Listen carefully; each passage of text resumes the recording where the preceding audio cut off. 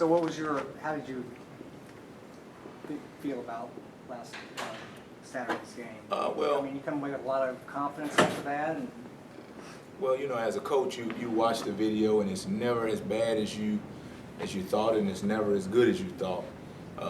There were some good things that we did defensively, but you know, when we continue to watch it and continue to because as coaches we watch it several times, and we see that the guys are playing hard, you know, and that's one of the things that when you bring a new staff in, you talk about changing the culture, and you talk about a lot of things, and getting them to buy into the system in terms of the effort and in terms of you know, their heart and that fight. That's normally the last thing to come, but we see it in our guys really early. They don't quit. The last play of the game for us on defense was an extra point play, and Justin Lawler is giving out so much effort that the guy from TCU had to actually grab his jersey and pull him down. He's going to block that kick. So those things are encouraging. Now we have to eliminate big plays. We have to eliminate missed tackles. But if you go across the country, you're going to have those things. You're going to have, on the best teams, you're going to have a missed tackle here or there. And I talked to our team about performing at a high level. Well, that's part of it, is that you have to eliminate big plays. One thing we didn't do is we didn't have a defensive penalty.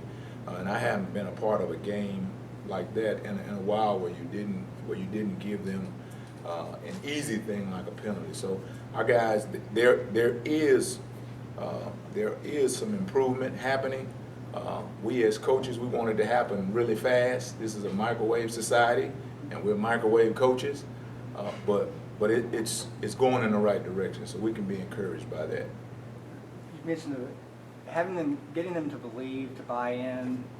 Is that the key? I mean, you can scheme all you want, but really, they gotta want to win and know how. Right? Exactly, and I think that's what Coach Morris said, is we are continually, you know, if me and my analogies, you look at it like I like crawfish, right? I like to boil crawfish. So when you initially bring the crawfish in, it's not a good deal. Nobody wants to touch them; they stink, right? But at the end of the day, when you throw them on the table, everybody's there. Everybody wants some. So that's kind of what we're experiencing here as a defense as we continue to grow. But a big part of it is these guys believing and having confidence that they can do it. Having confidence. Now nobody, just like we said week one, no moral victories, that's not ever good enough for this program, not ever good enough for us as coaches, and not good enough for our team or our fans. But when you go out and you do things and to show yourself that you can compete with anybody, then it's disappointing when you don't do it consistently enough to win. So our guys at this point, that they're feeling that they see, I'm talking defensively, they see, man, we gave them some things and we could have been in a much better position. It's like when the offense talked, when we created turnovers, they scored, you know. So it's just proven that if you give them the ball, they'll score with it. So we're going to keep pounding the pavement in that way, and eventually we'll get there. You rotated 2 defensive lines in pretty steadily, at least through the second half, and some of your second string guys, Robert Seals, Zeltminer, Deion Green, made some plays. How much difference is there between your first and second line? You know what? Those guys are right. They're right there. But when you talk about that first group and that second group, it's consistency. It's the fact that those guys in the first group, for the most part, they're not making big-time mental bust. Whereas the second group, we're still growing in that way. So when we talked to Robert Seals, who was the player of the game, we said, hey, man, you have something in you that if you go out there and you can be consistent, then you really take us to another level, because he was highly productive in the game, but we're looking for consistency from him in that position. All right, you mentioned Robert. He had a big sack. He had a stop on 4th down. Did you see that kind of performance coming based on what you saw in practice in the first 2 games? Well, like I said, he has that in him, and when we can get it to transfer onto the field, because we see flashes. It's the same. We talk defensively. We see flashes of things that we want as a coaching staff, that we as a program that we want, but we just need it consistently. And you know, when you're young, you don't know that you're doing it right. You're just doing it, you know. So we're definitely looking for consistency from him, but from our team. What have you seen from Shaquille Randolph at the start position through the first 3 games? Well, we see him continually learning. You know, we sent him on a blitz and he ran right into the, he ran into the blocker. Well, that's growing. That's understanding the blitz path. That's continuing to do it. So we're encouraged, continually encouraged. When you play some of the teams that we're playing, some of the things that we do, they're not uncovered as well as, as we continue to march down this road, as they will be. And speaking of the teams we're playing, do we play the Green Bay Packers next? I mean, we got everybody in the nation ranked on our schedule. Let's go to the NFL team. Anthony Roan came out of spring making a lot of the calls for the front 7, and you've been rotating him with Nick Horton. Does it impact the communication at all when they rotate?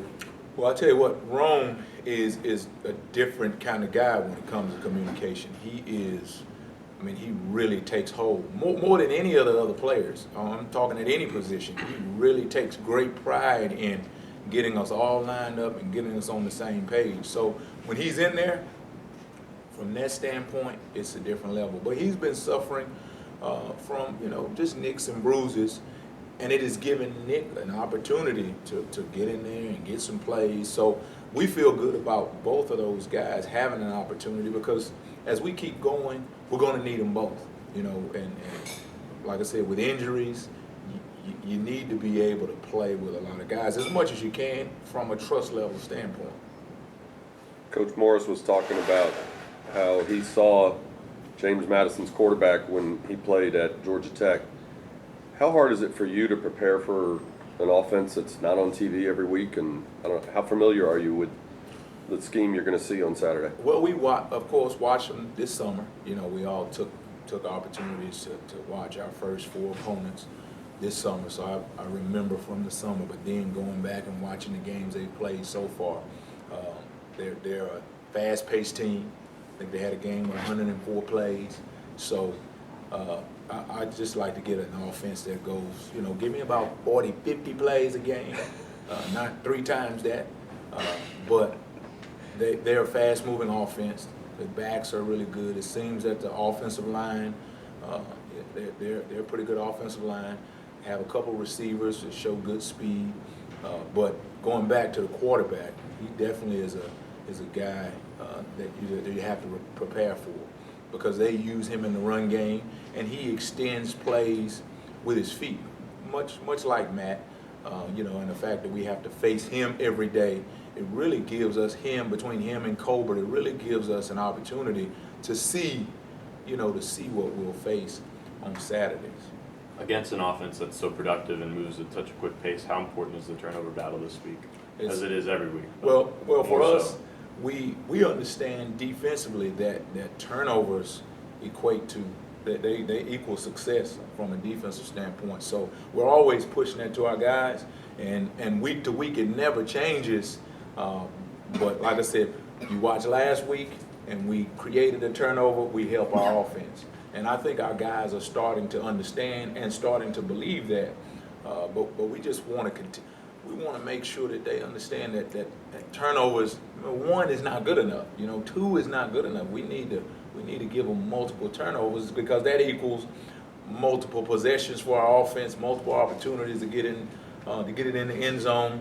Well, then you start giving yourself a little bit of a relaxed point on defense. But never for me. It's 3 hours of gut wrenching hell. You guys have played 2 very great offenses. How much has that improved defensive back play? I mean, you got, like I especially last week with those guys? Wow. Well, when you face the offenses that we play, you don't see it. You don't see it until much later, because we'll probably not during the season play a team with as much speed as we've seen from TCU, as we've seen from Baylor, and as a play caller, it really stresses you, because you want to make sure that you keep your guys protected, but then you want to make sure that you challenge the offense. So there were times where we had to put our guys out there. You can't just sit back and have your hands tied, and that's not the way we practice. That's not the way we've trained our guys. So there comes points in the games, in series, where we have to be aggressive, where we have to attack. Well, when you're operating with a 4-6 guy as opposed to a 4-3 guy, it's different. And we anticipate, as we move through the season, we won't be operating with guys with jets on their heels like we've had to in the first two. You mentioned the James Madison quarterback uses his feet to extend plays. Is there any similarity in the way he uses his running game compared to the way Trevone Boykin did? I think that there are, in terms of, but Trevone, they have plays where he's reading. Well, it looks to be that James Madison, it's a give. It may set up as if he's reading, but it's a give. So I think the coaches control it a little bit more than with Boykin. I'm talking James Madison's coaches. They control it a little bit more than Boykin. A lot more experience, and they're just two different guys, but still, the James Madison quarterback definitely shows out the ability to be able to move it down the field himself, and he's a big part of what they do. He's the control center, for their offense. So it'll be just like with Boykin.